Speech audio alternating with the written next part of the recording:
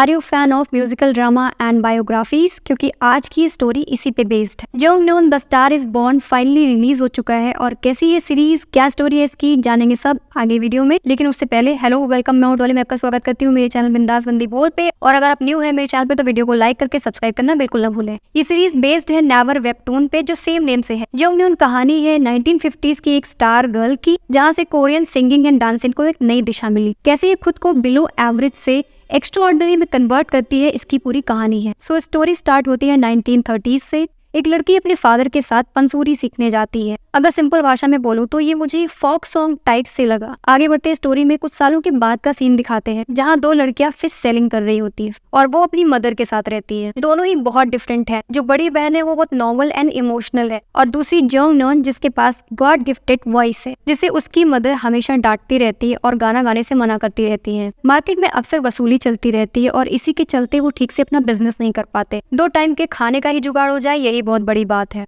एक दिन फिर से जब गुंडे आके तोड़फोड़ करना शुरू करते हैं तो जंगनॉन गुस्से में सिंगिंग स्टार्ट कर देती है। उससे पूरी मार्केट में भीड़ इकट्ठा हो जाती है और बाय चांस वहाँ से मून ओक्यों, जो एक फेमस प्ले ट्रूप का मेन लीड एक्टर है। इस ट्रूप में सारी वुमेन्स हैं, तो मेल लीड भी वुमेन है और फीमेल लीड भी वुमेन है। इस पूरी सीरीज में एक चीज है जो अनकॉमन है, ये है इसका पूरा कास्ट। सीरीज में पूरा कास्ट फीमेल्स का है। इक्का दुक्का साइड एक्टर्स को छोड़ दे, उनके अलावा पूरी सीरीज फीमेल लीड कर रही हैं। वापस से स्टोरी पे आते हैं। मून ओक्योंग जो अपनी फीमेल लीड के साथ ट्रैवल कर रही होती है, जब वो जंगनॉन की सिंगिंग सुनती है तो वो उससे इतनी इम्प्रेस हो जाती है कि जाते टाइम अपने प्ले के 2 टिकट्स उसको देके जाती है, जो उसी के शहर में होने वाला। घर पहुंचने के बाद का सीन ये होता है कि उसकी मदर को पता चल गया है कि उसने मार्केट में सिंगिंग की, तो वो बहुत गुस्सा करती और उनकी इस गुस्से से उसकी बड़ी बहन उसे बचाती है और वो जंगनॉन से प्रॉमिस करवाती है कि वो सिंगिंग कभी नहीं करेगी। फाइनली दोनों सिस्टर्स प्ले देखने जाती है और जंगनॉन उस प्ले को देख के इतनी ज्यादा अमेज्ड हो जाती है कि ऑटोमेटिकली उसको सारे डायलॉग्स रट जाते हैं और अब उसकी आंखों से नींद उड़ चुकी है। अपनी फैमिली की खस्ता हालत की वजह से वो पूरे टाइम पैसों के बारे में सोचती रहती है और फिर से वही लाइफस्टाइल, फिश सेलिंग, गुंडे एंड ऑल, इन सब से छुटकारा पाने के लिए वो एक डिसीजन लेती है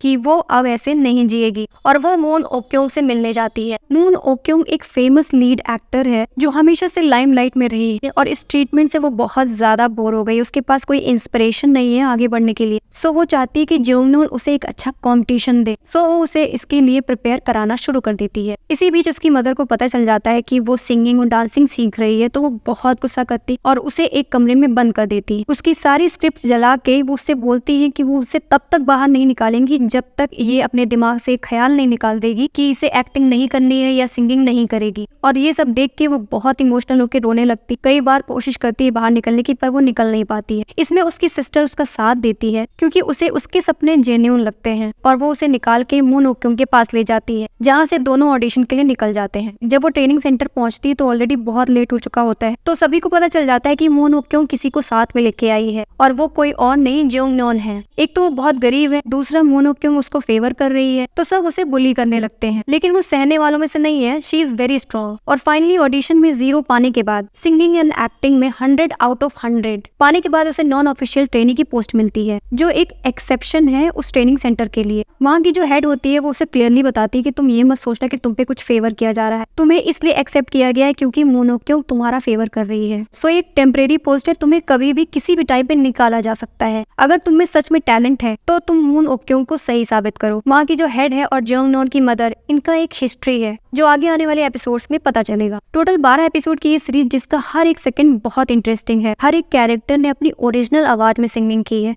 जो कि वाकई बहुत अच्छा है। जंगनॉन की जर्नी जो एक परफेक्ट तरीके से स्टार्ट हुई है इस सीरीज में, आगे क्या क्या ट्विस्ट एंड टर्न्स देखने को मिलेंगे, इसके लिए मैं बहुत ही ज्यादा एक्साइटेड हूँ। आपने इस सीरीज को चेकआउट किया या नहीं? अगर नहीं तो क्या कर रहे हो? If you are a fan of musical drama, specially मेरी तरह, मैंने इसे देखना तो ऐसे रैंडमली शुरू किया था, but after seeing first 2 episode I was really amazed. मैं तो बहुत बड़ी फैन हूँ फोक सॉन्ग्स की, स्पेशली जो होली में गाया जाता है, तो मुझे तो ये सीरीज बहुत पसंद आई। आपको कैसी लगी मुझे जरूर बताइएगा। और अगर आप चाहते हो कि इसकी फुल स्टोरी मैं एक्सप्लेन करूं तो मुझे मेरे कमेंट सेक्शन में लिख के बताओ फुल स्टोरी। ऐसी और वीडियोस के लिए मेरे चैनल को लाइक करके सब्सक्राइब करना बिल्कुल न भूलें। That's all for today now. मिलते हैं नेक्स्ट वीडियो में, तब तक के लिए take care of yourself and keep watching me. Bye bye.